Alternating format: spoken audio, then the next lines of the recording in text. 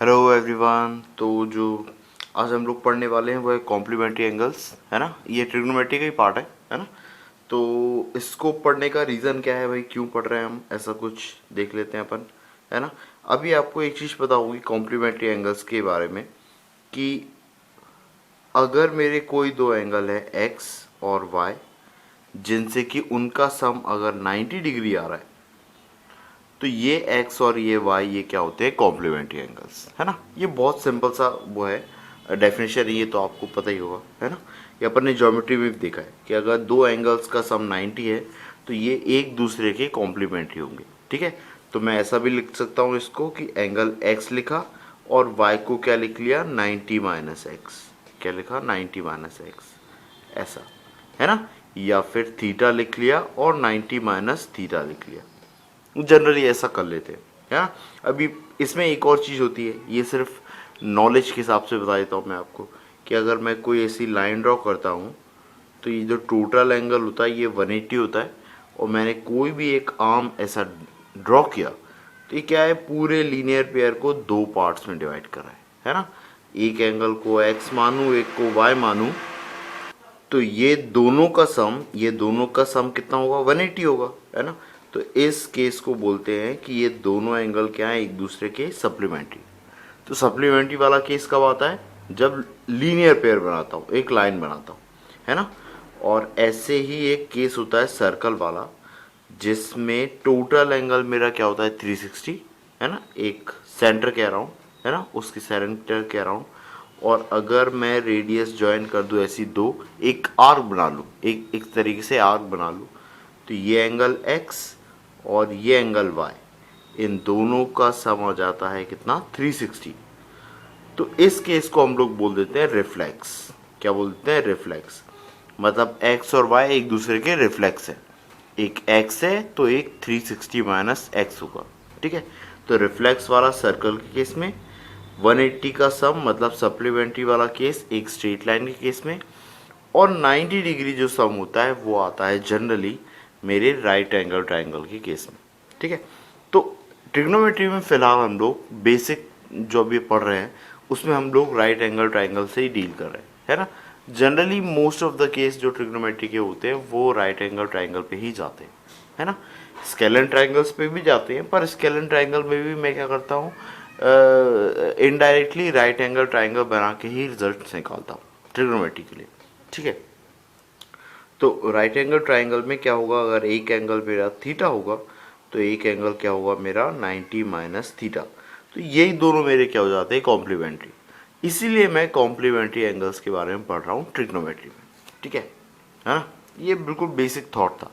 अब इसके बारे में एक और बेसिक चीज़ क्या है कि मैं कोई और मार्कर लेता हूँ उससे पहले।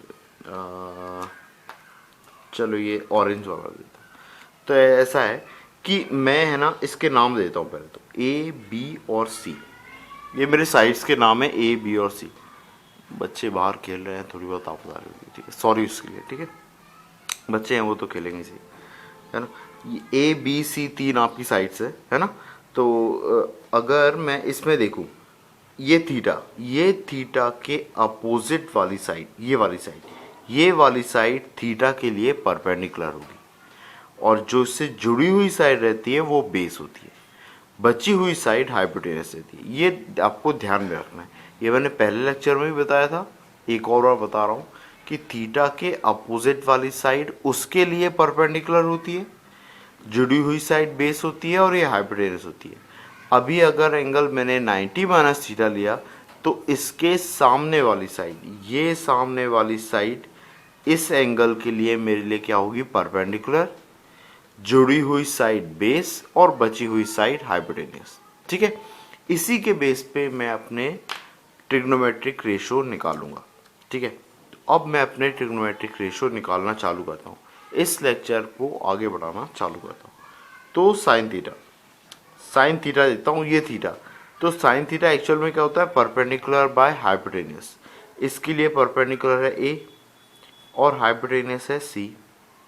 ऐसे ही अगर मैं कॉस थीटा लूँ तो कॉस थीटा होता है बेस बाय हाइपोटेनियस, बेस है इसके लिए बी, हाइपोटेनियस सी, सेम टेन थीटा लिया, तो टेन थीटा कितना आ जाएगा, टेन थीटा मेरे लिए आ जाएगा कितना, परपेंडिकुलर बाय बेस, परपेंडिकुलर है ए और बेस है बी, तो ये आ गया ए बाय बी।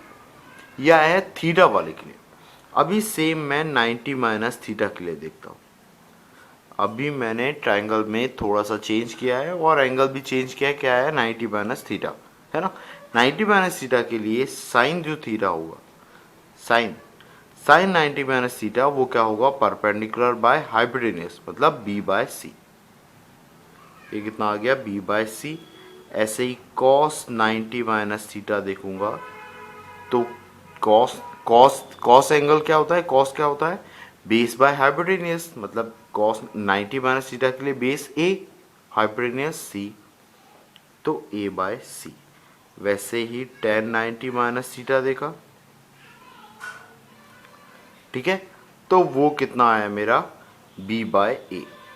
ये कितना आया, बी बाय ए, ठीक है। अब इसी में मेरे कुछ और बचे हुए हैं, ये तो मैंने देख लिए।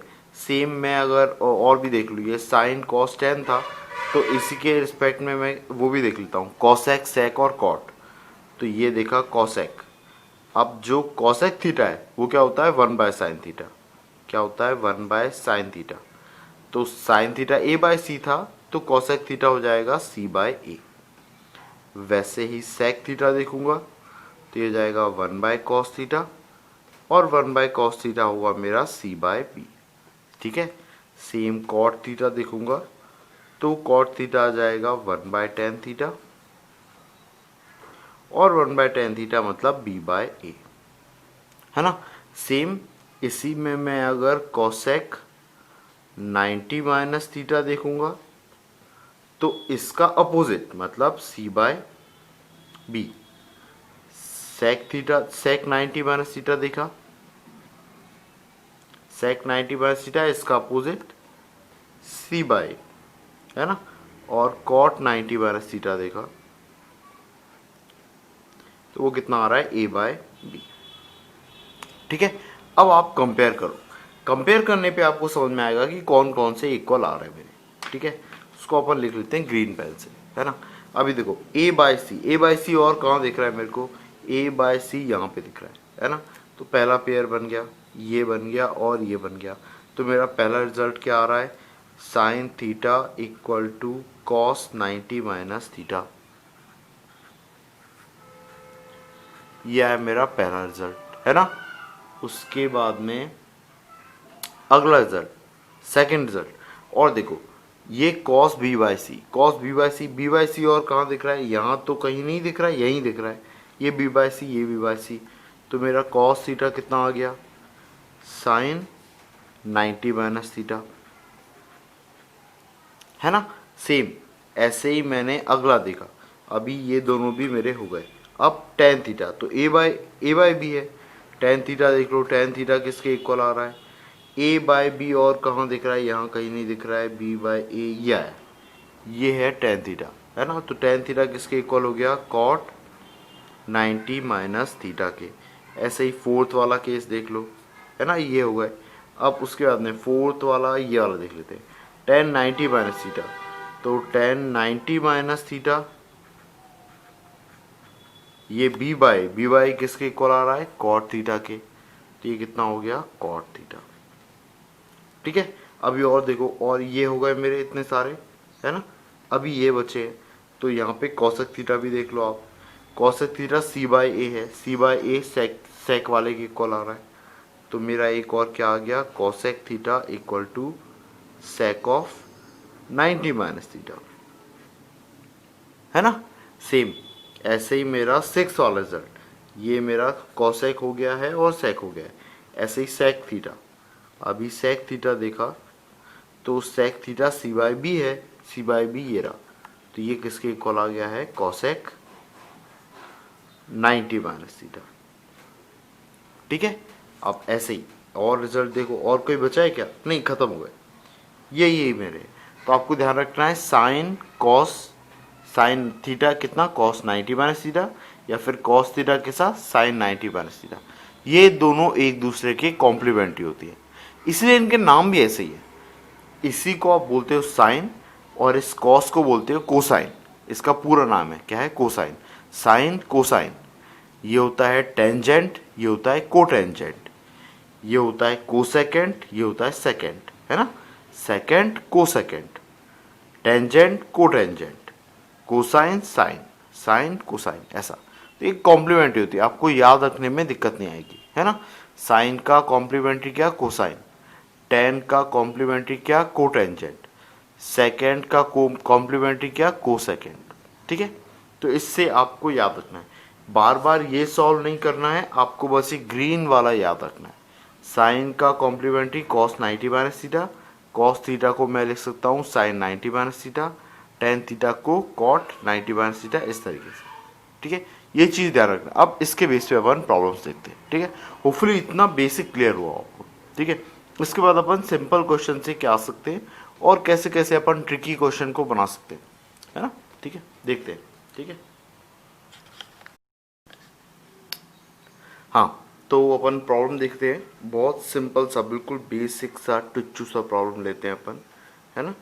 जैसे कि एक प्रॉब्लम लिखा हुआ है sine 27 degree divide by cos 63 degree, ऐसा कुछ लिखा है और वो पूछ रहा है इसकी वैल्यू बताओ।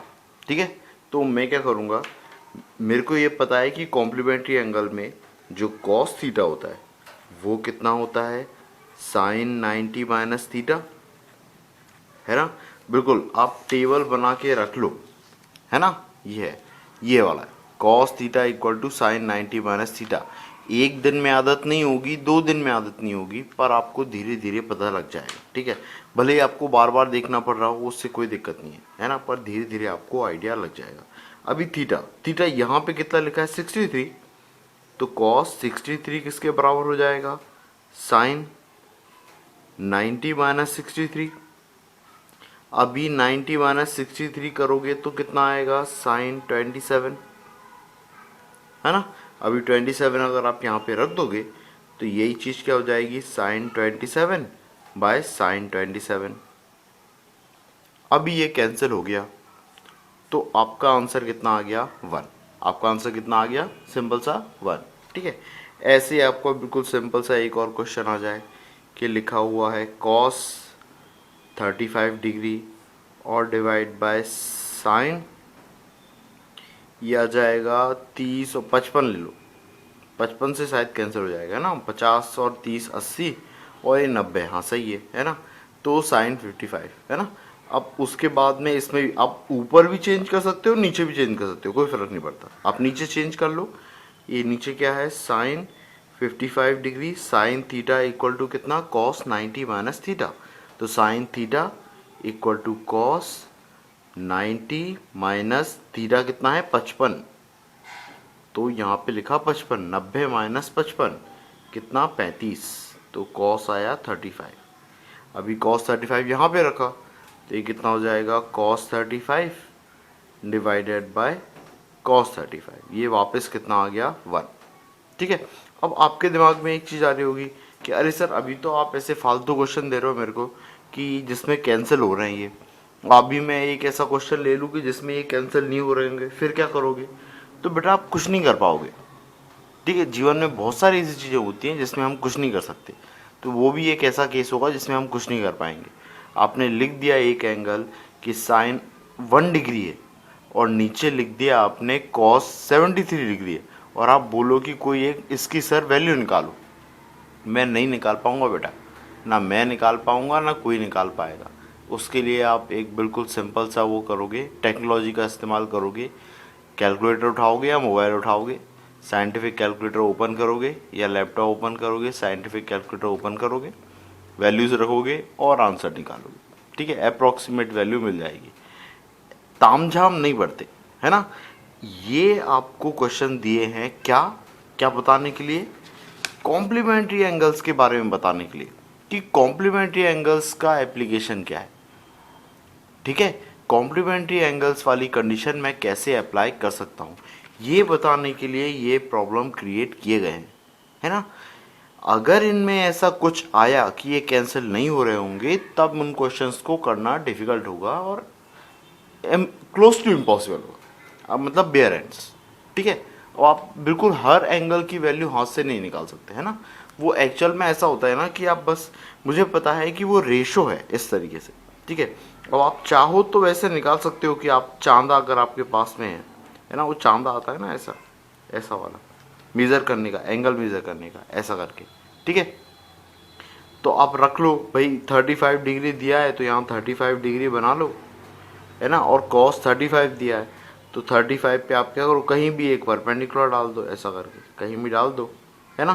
तो ये जो बेस होगा और ये जो हाइपोटेनियस लेंथ आपकी मेज़र आ रही होगी, स्केल से मेज़र करके देखोगे तो बेस बाय हाइपोटेनियस का जो रेशो आ रहा होगा वो कॉस 35 की वैल्यू होगी।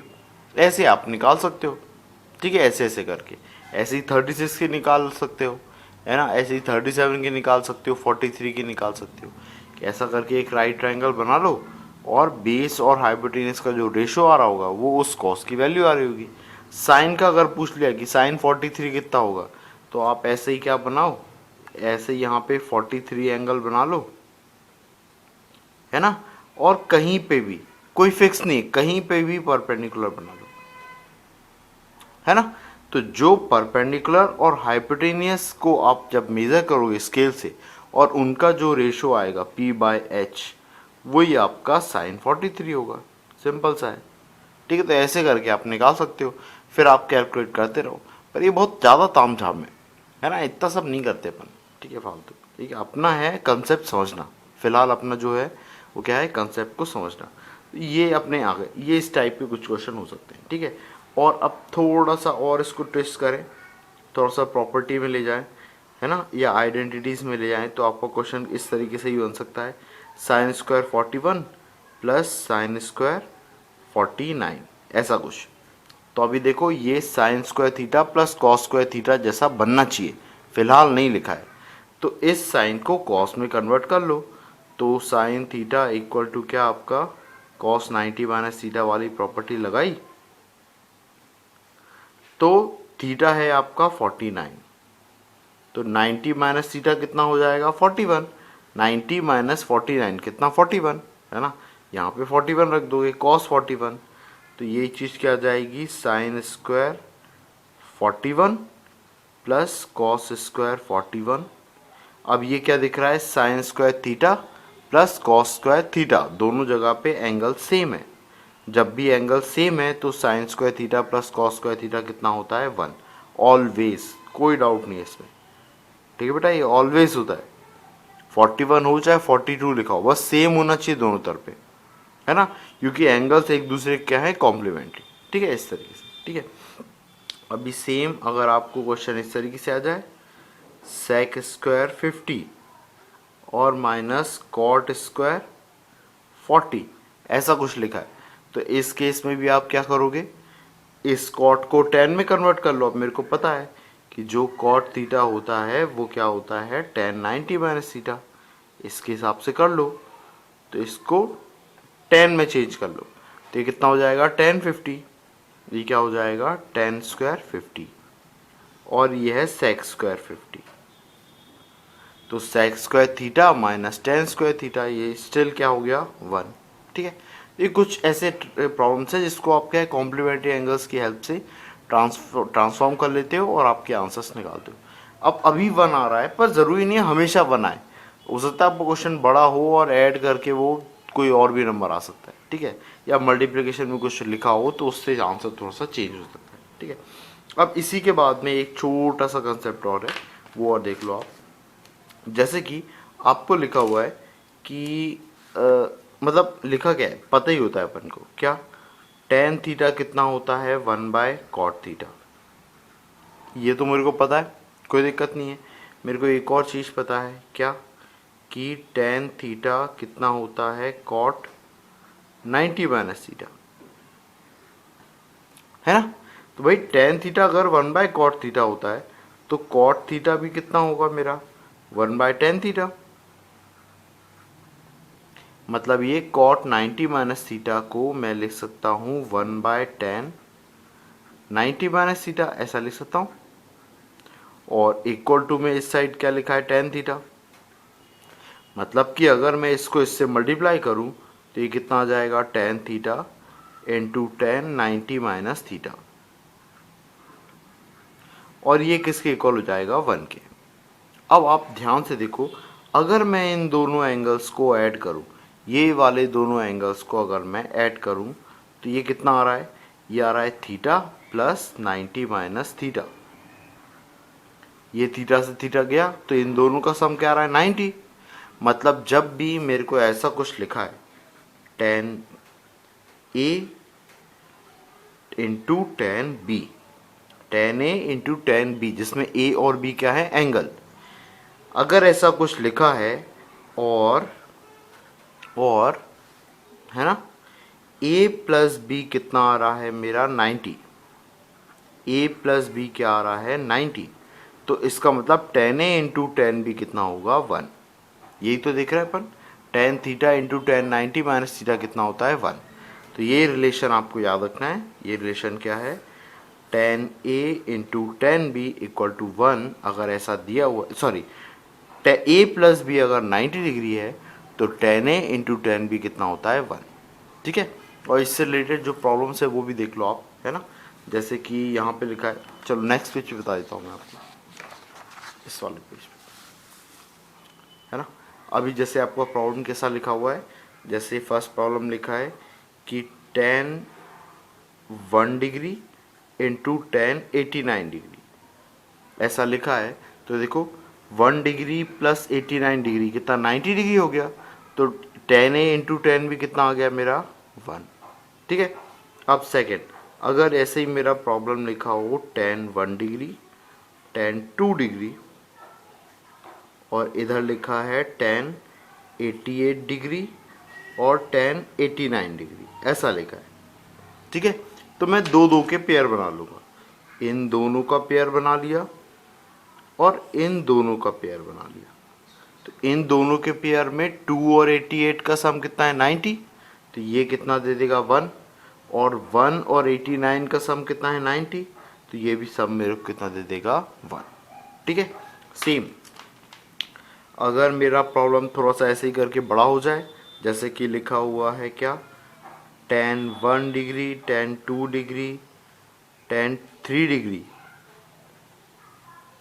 है ना, और इस तरफ लिखा है टेन 87, टेन 88 और टेन 89, अगर ऐसा लिखा हुआ है ना, तो देखो तीन नंबर्स, तीन पेयर बनेंगे दो दो के, एक तो ये, एक ये और एक ये, है ना, तीन पेयर बनेंगे। हर कोई मेरे को क्या दे रहा होगा 1 1 1। 3 प्लस 87 90, तो टेन 3 इंटू टेन 87 कितना 1। 2 प्लस 88 90, तो टेन 2 टेन 88 कितना देगा 1। ऐसे ही 1 और 89 1। ठीक है, तो आपको ये ध्यान रखना है, आपके अगर ऐसी सीरीज दिए, सबसे पहले तो इवन नंबर होना चाहिए। मतलब आपके 1 2 3 4 5 6 6 हैं, इसीलिए तीन पेयर बनेंगे। अगर ऑड नंबर्स हुए ना तो पूरे पेयर कंप्लीट नहीं हो पाएंगे, एक नंबर आपका छूट जाएगा, है ना। तो वो वाला केस भी एक डिस्कस करते हैं। जैसे कि मेरा लिखा हुआ है ten 1 degree, ten 2 degree, ten 3 degree, ऐसे करके लिखा हुआ है, सॉरी ये ऐसा, और ये मेरा जा रहा है, अभी कहाँ तक जा रहा है, टेन 87 डिग्री, टेन 88 डिग्री और टेन 89 डिग्री, ऐसा कुछ लिखा है। तो आप इसमें ध्यान से देखोगे ना, 1 से स्टार्ट हो रहा है 89 डिग्री तक जा रहा है, मतलब ये है ऑड नंबर्स, मतलब डेफिनेटली एक 10 छूटेगा मेरा, बाकी सबके पेयर बन जाएंगे, और बाकी सबके पेयर मेरे को डेफिनेटली 1 1 दे रहे होंगे। 1 89 के साथ बना लेगा, 2 88 के साथ में, 3 87 के साथ में, 4 86, ऐसे करते करते, लेकिन बीच में एक मेरा छूट जाएगा और वो होगा मेरा 10 45 डिग्री, ये वाला छूट जाएगा, बाकी सब मेरे पेयर बना लेंगे। और सारे पेयर्स की वैल्यू कितनी होगी 1, है ना। Ten A into tan B के हिसाब से सारे पेयर्स की वैल्यू कितनी होगी 1। क्यों, क्योंकि ए प्लस बी कितना आ रहा है मेरा 45, ओ सॉरी 90, है ना, ये आ गया। अब 10 45 छूट गया, तो इसका क्या करें, तो कुछ मत करो बेटा, 10 45 की वैल्यू ही 1 होती है। आप टेबल देखना, ट्रिग्नोमेट्री की टेबल, उसमें tan 45 डिग्री कितना होता है 1। ठीक है, तो ये ओवरऑल का आंसर ये कितना हो जाएगा 1। ठीक है, होपफुली इतना क्लियर हुआ हो। ठीक है, अब ये जो चीज़ मैंने की हुई थी इसमें सेम चीज़ कॉट थीटा के साथ भी अप्लाई होती है। भाई इसी को आप कॉट में कन्वर्ट कर लो तो कॉट के साथ भी यही होगा कि a प्लस बी अगर 90 है तो cot A into cot B ये भी कितना होगा मेरा 1। ठीक है, तो यही सेम सीरीज अगर आपको कॉट के फॉर्म में भी लिखी है तो भी आपका आंसर 1 आएगा। ठीक है, होपफुली आपको क्लियर हुआ हो कॉम्प्लीमेंट्री एंगल्स के बारे में कुछ ना कुछ। ठीक है, तो इतना ही अभी तो, फिर इसके बाद में और भी देखते हैं पर। ठीक है, जय हिंद।